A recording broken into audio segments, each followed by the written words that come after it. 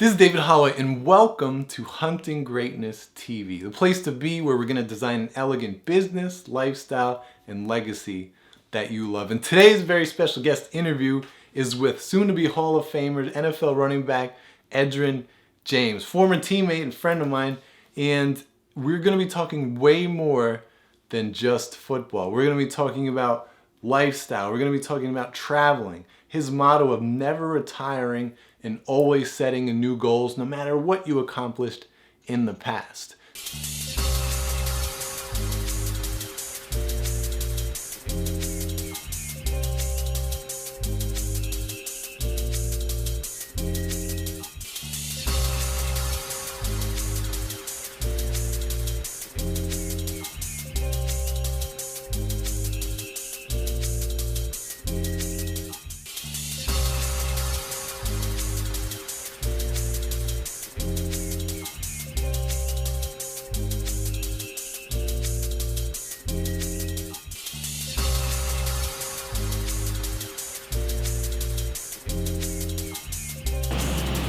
All right, everybody, we're here with EJ, my man, Edgerrin James, Hunting Greatness. I think this is number 9, but we were teammates my rookie year, and I remember the first thing he told me, or said to me, was, "Holloway, what are you good at?"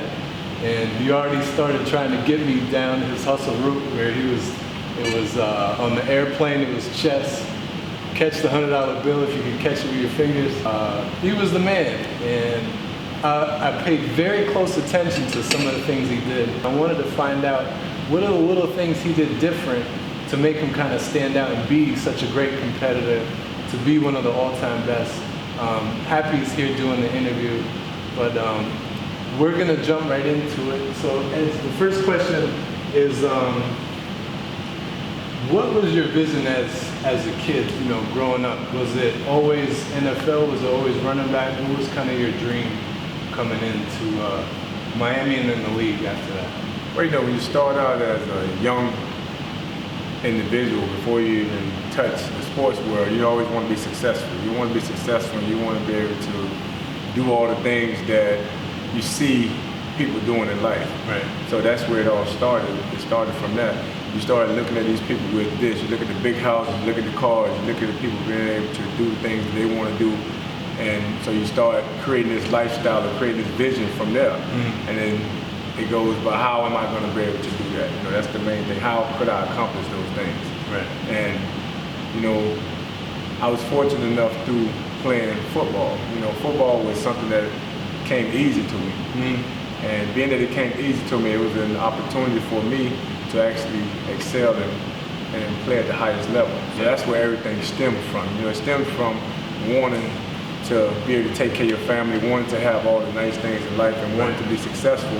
And then you're finding things that you're actually good at. When I first met you, the first thing for me to do is say, okay, what are you good at? And you tell me what you're good at, and then what you're good at and I'm good at it, I got an opportunity to put me versus you, Yeah. And if you're as good as you think you are, you're going to be able to capitalize off of me. Yeah. And if I'm better than you at what you think you're good at, I'm going to capitalize off of you. So that's that's the approach that I always take. I always try to see, especially if I'm, having fun gambling, because it wasn't something where I'm trying to take a lot from it, but it's just all in fun. Yeah. And there's also life lessons in that. You find people from different places, and you say, okay, what are you good at? What do you do? Right. And I'm not even bringing you into my world. What do you do? Right. And the person say, oh, I am the best this, I am the best that. And then I say, you know what? I can do that too. Yeah. And now it's game on, And that's where the opportunities come from, And I've always taken that notion. I've always tried to say, okay, what am I good at, And I find the things that I'm good at, and I actually try to excel on those. I try to just improve on those. Things that I'm not good at, I'm usually not interested in, and I really don't waste a lot of time in doing those things.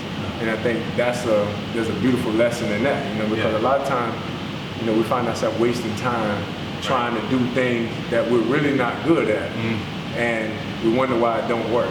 We wonder why we're not successful. Me, I'm not gonna waste my time on things that I'm not good at, things that I'm not capable of excelling in. Right. And that's always been an advantage of mine. You know, if I'm capable of doing this, if I'm good at doing this, I'm going to try my best to keep improving on that. Yeah, that's a good philosophy. So when you had your vision, was it football? You said came easy to you. Was it past that? Did you always see yourself going to Miami and then going into the league after that, or was it something you just kind of worked your way through?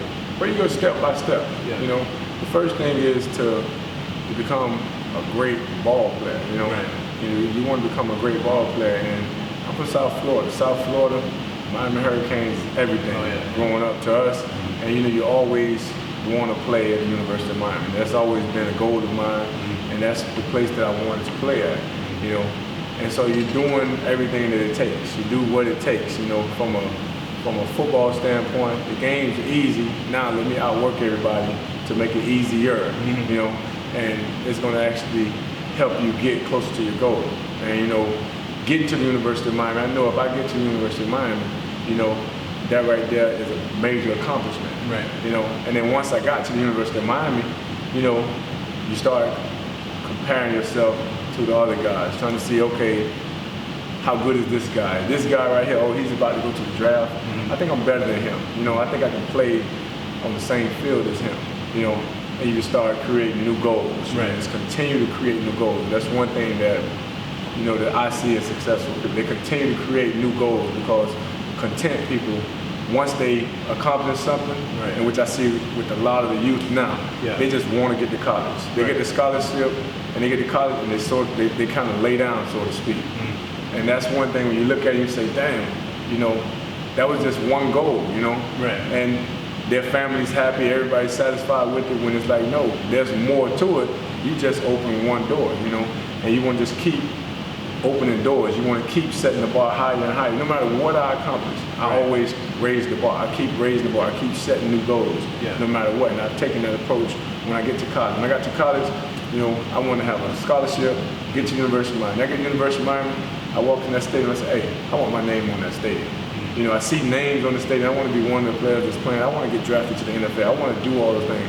Right. I want to be one of the top picks to ever play. I want to be one of the best to ever play. So you just keep setting these new goals. But not only are you setting these goals, you're actually doing the things that it takes to accomplish those goals. Right. And somebody can look at you and see it, not where you just saying it. Because anybody can just write down stuff. Anybody can just say these things. Right. But to actually do those things and actually doing the things that it takes and letting things fall in place.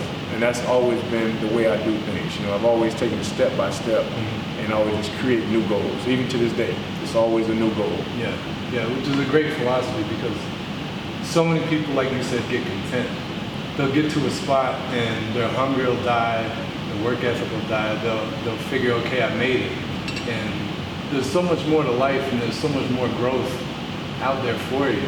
And it'll help so many other people, not just you, when you continue to keep setting that new goal and the extra goal. Staying there for a minute, who kind of taught you that? For me, I can never just take credit for anything. You know, I don't have one person I can say, oh, this person or that person. There's just a combination of people whose paths I've crossed, Right. combination of people that you actually see, people that you never even met.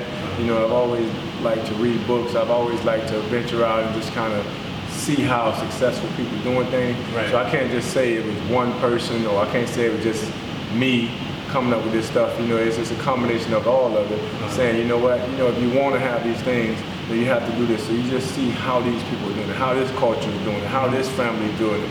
You know, and you just start picking little things up. You're always taking little things from some of everybody, no matter who I came across. You know, I always try to take something from these people because I believe everybody has something good in them. You know, it's just a matter of tapping into it and trying to find what that good is. You know, everybody don't get credit for their good, but you know, I try to find what is his good, what is this person good, what is her good. You know, what can I gain from this? What can I learn from this? And then just keep implementing it into my toolbox, so to speak, and just keep building from there. So I can't say it was one person. You know, it's just a combination of people, and it's a combination of everyday life. You know, but not having my eyes closed, not have my ears plugged to where I'm not listening or I'm not paying attention. You know, I've always being very observant. I try to sit back and watch everything, and I try to pay attention to different things that's going on.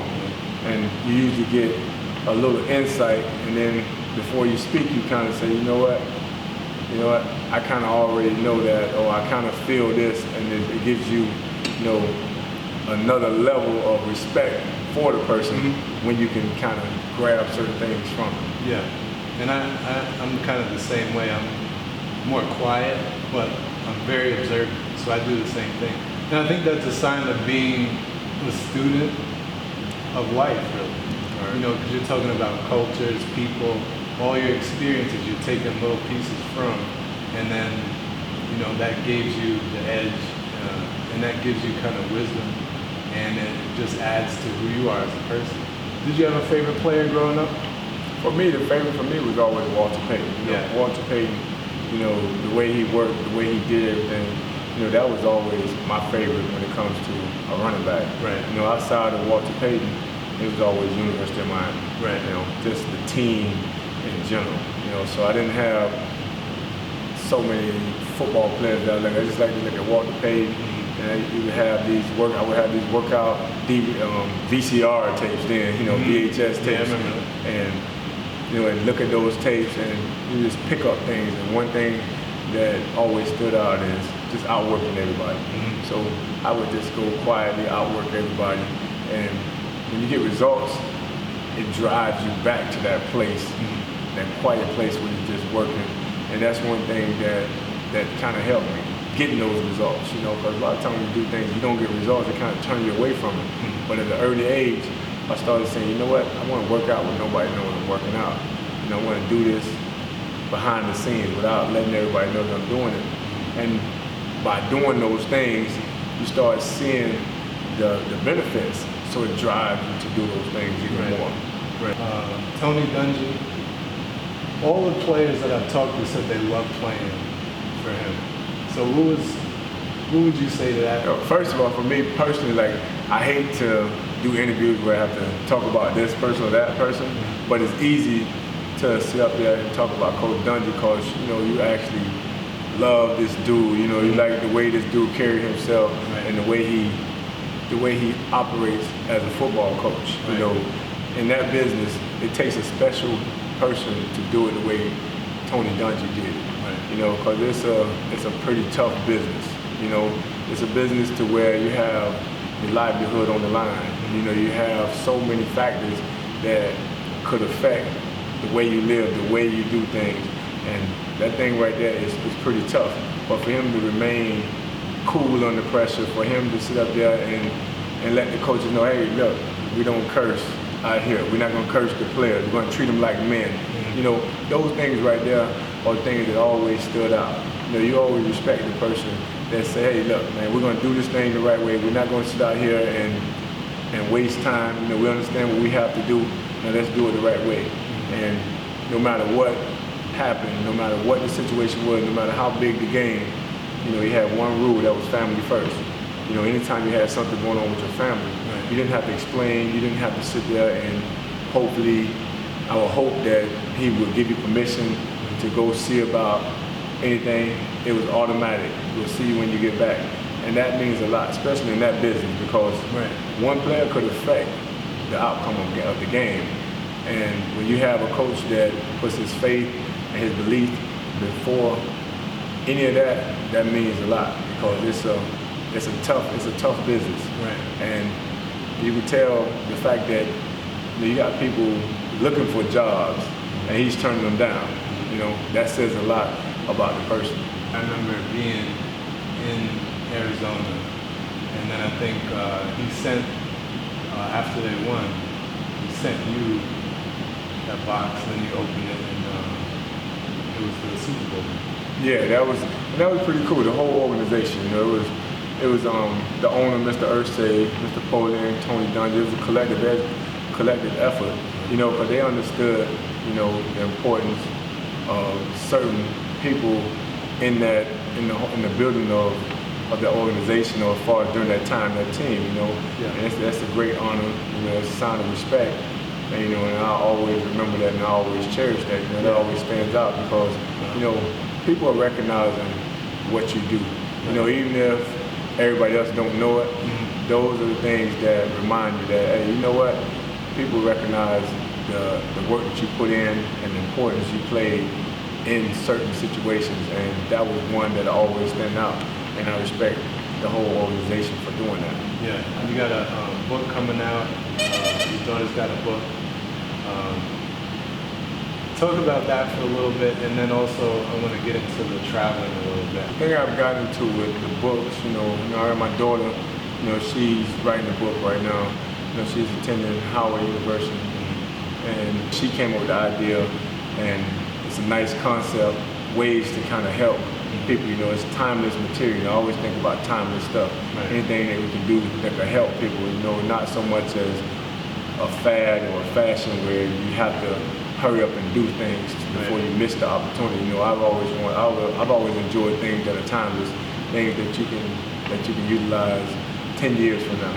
So that's one thing that she's doing right now, and then myself, I'm also making sure that I put stuff out there because I have a lot of ways to reach people, and I feel like I can help a lot of people by just putting on display certain experiences or certain thoughts that may help some people, because other than that, I'm not a real vocal person where I'm out forcing things on people, but I don't feel like I'll be doing a lot of people's justice by just keeping all this good information or these good experiences to myself. Right. So I want to make sure that I'm doing my part in this world as far as helping people that's interested in the lifestyle that I live or the things that have happened over the past that I'm familiar with. So that's where the books come from, and I want to continue putting out books. And one of my things is never retire. I'll never retire, I'll never stop. Right.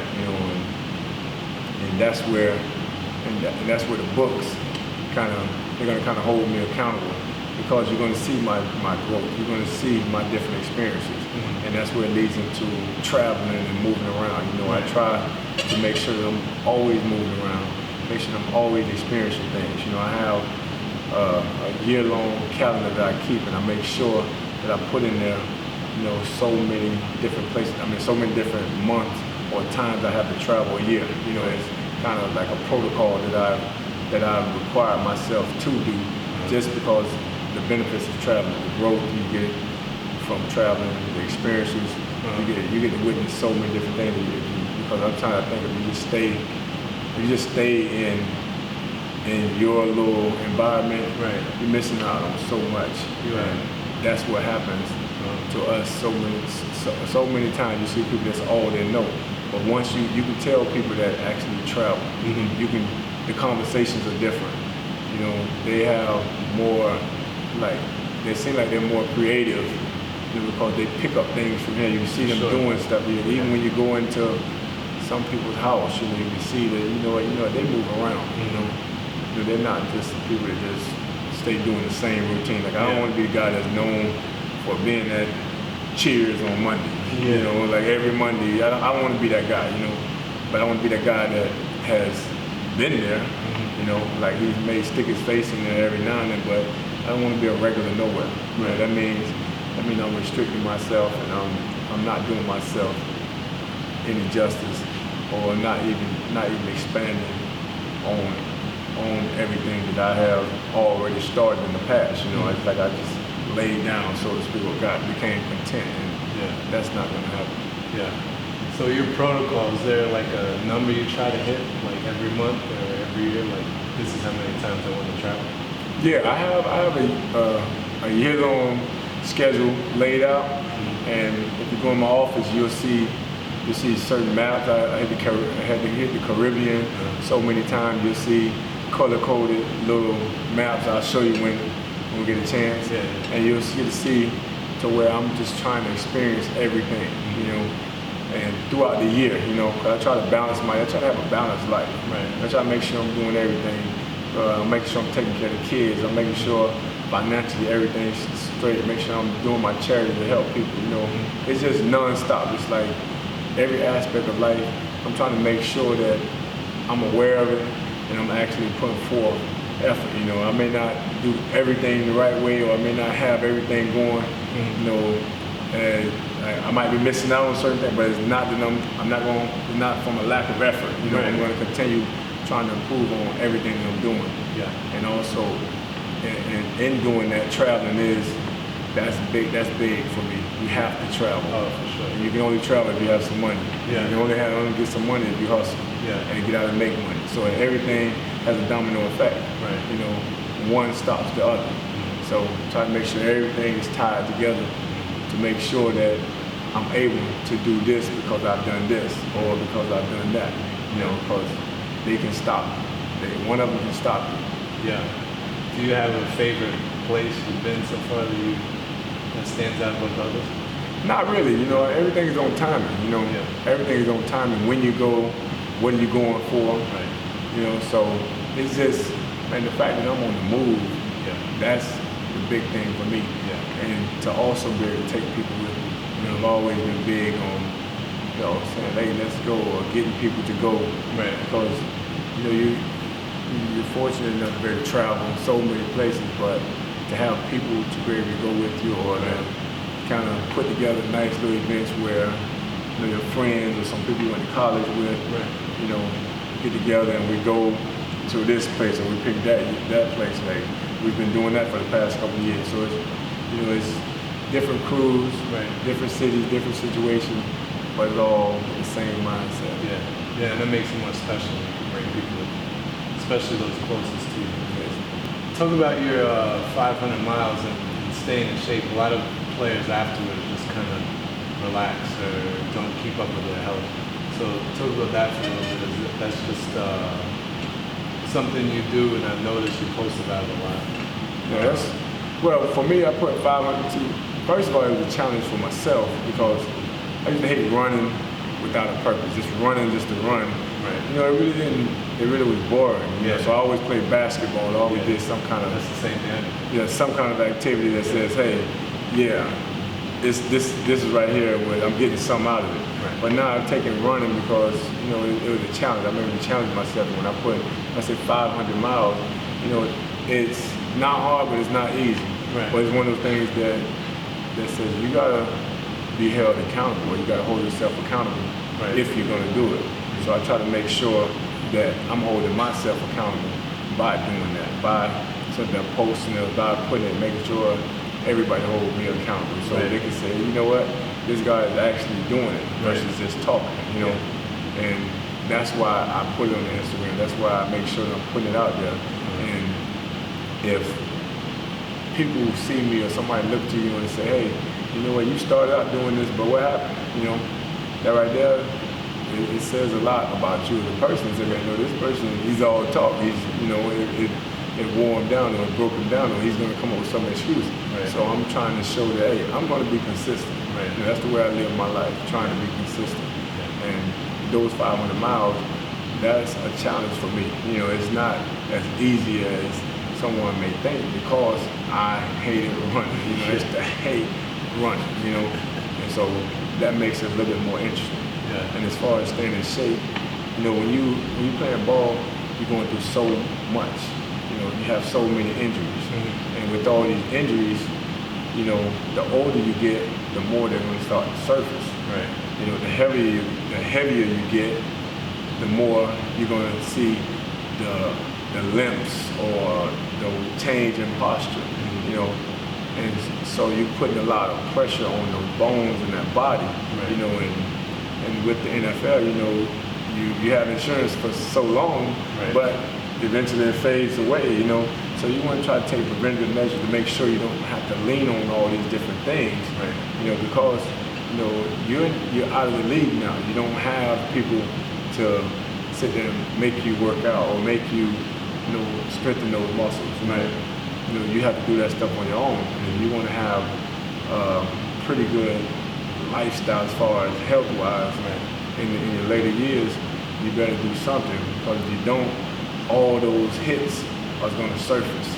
And so you just try to make sure that I'm doing everything I can to kind of prevent, you know, a lot of those things that people probably don't prevent, you know, because once you gain that weight, it's hard, you know, and those knee injuries, you're going to know that you had knee injuries, you know, those shoulder injuries, every injury that you had, will surface as you get older. Yeah. And so it's just a matter of taking good care of yourself and making sure that, you know, you're giving yourself the best chance to live a pretty good quality life, knowing that you've been through so much, because, you know, football is not made to be played. I mean, the human body is not meant to play football. Yeah. You know, you taking a 200-pound guy and running into a 300-pound guy, and it's okay.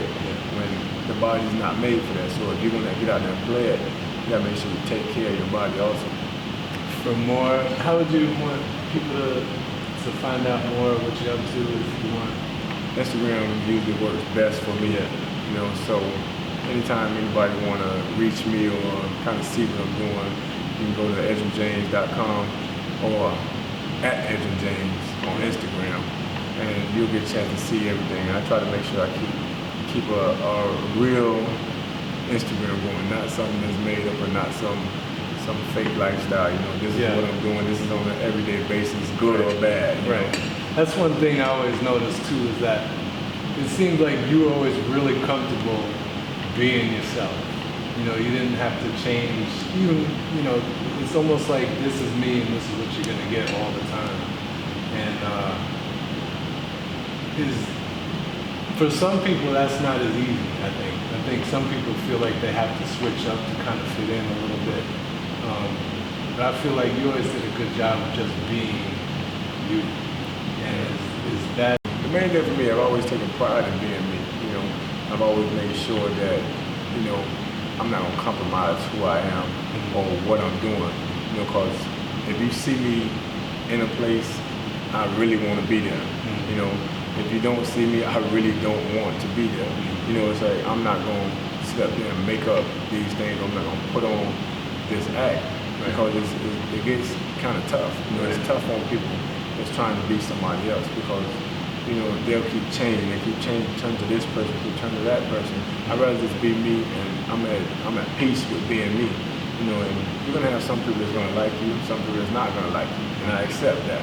You know, and when you're sitting in a comfortable place, you don't worry about, you know, trying to fit in. You know, you just worry about trying to do what's right or what's fun or what makes you happy. And so you're kind of in your own little world, so to speak. But some people may look at you like, oh, this person is weird, or this person crazy. You know, but really, this person is true to himself. You know, this person is being what he really wants to do, and I respect a person like that because of the fact that they're not BSing you, they're not putting on or making you believe that there's something they're not. You know, and I always want to just remain myself because I'm comfortable with what I've accomplished, what I've done, who I am. And when you don't want for nothing, or you don't sit up there and crave, oh, I want so much attention, so I can do this for attention. You know, it forces you to be something that you may not want to be. You know, and I've always taken that approach when somebody comes to me with a product. I get approached with product a lot, and I tell the person, say, look, if I don't use this product, there's no way I can say that I use this product. You know, because that's not fair to anybody that's looking to me. And I see people that actually do that, and their reasons being, you know, it's business, and you can never question business. But me as a person, I say, you know, if you see me supporting something and you see me showing up, you know, I really support it, or they trick me. You know, so that's the approach that I've always taken, man. It's like, this is better to just be real, because you know real people when you see them. You'll know real people because time will reveal all. And as time goes on, you'll see the same person. And at the end, when all the lights turn out, man, you ain't lay down comfortable saying, you know what, man, I was myself. I did it my way, and I didn't affect nobody. I didn't get in and bother nobody. I didn't cross nobody. You know, I try to do everything the right way, and some people accept it, some people don't. But at the end of the day, as long as in your heart, you say, man, dang, I did what's right, or at least I tried. You know, because what is right, you know, it's like your right and my right could be two different things. But I'm always working to try to make sure that I'm doing it in the right way. Yeah, I feel the same way. You know, life's so short. To really be yourself and be real through it, it makes it so much easier. Yeah.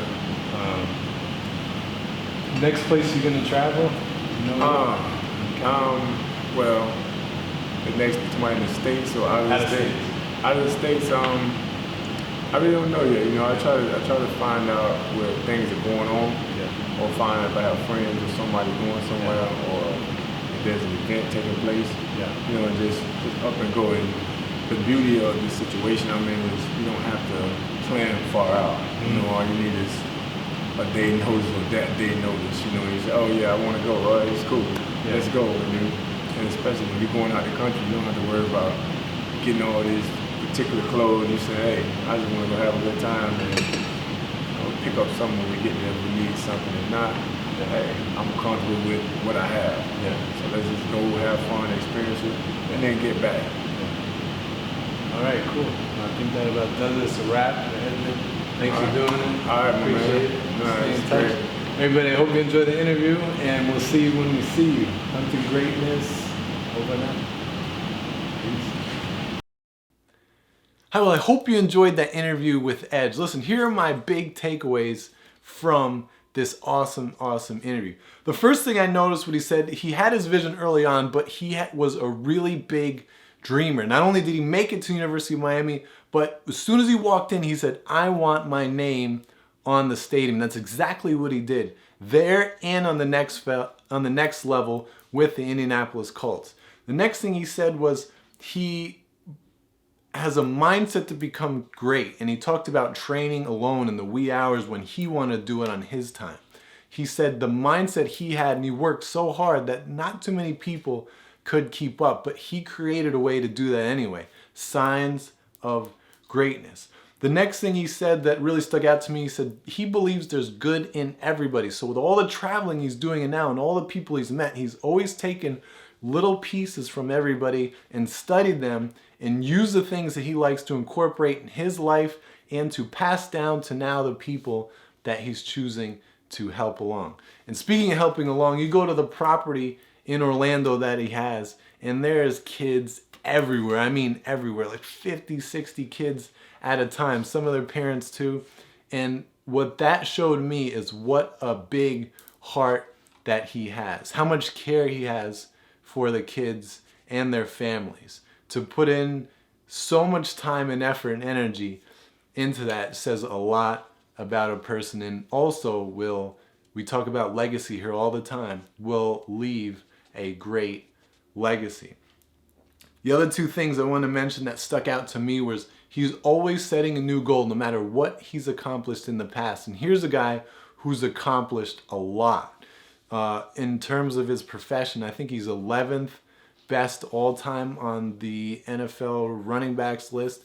He's been to Pro Bowls. He has a Super Bowl ring. He's accomplished a lot, but he's always setting new goals. And I can't wait to read some of the books he has and some of the other things that he has coming out real soon. The last thing I want to talk about is one of his mottos I really liked was to never retire. And that says a lot about somebody. One of my mentors always used to say that education in school is never out for the pros. And here is somebody that's eye to eye with that philosophy. You have somebody that will, no matter what, as long as they're living, breathing, and healthy, will never retire, will always seeking that edge and always seeking that new plateau and horizon. I don't know if you noticed in the interview I said that's how you get the edge, and I wanted to wink or do something, but I'm sure you caught it if you watched the whole thing. Anyway, I'm going to keep rambling. That was the end of a great interview. I hope you enjoyed it, and we'll see you next time on the next edition of Hunting Greatness TV.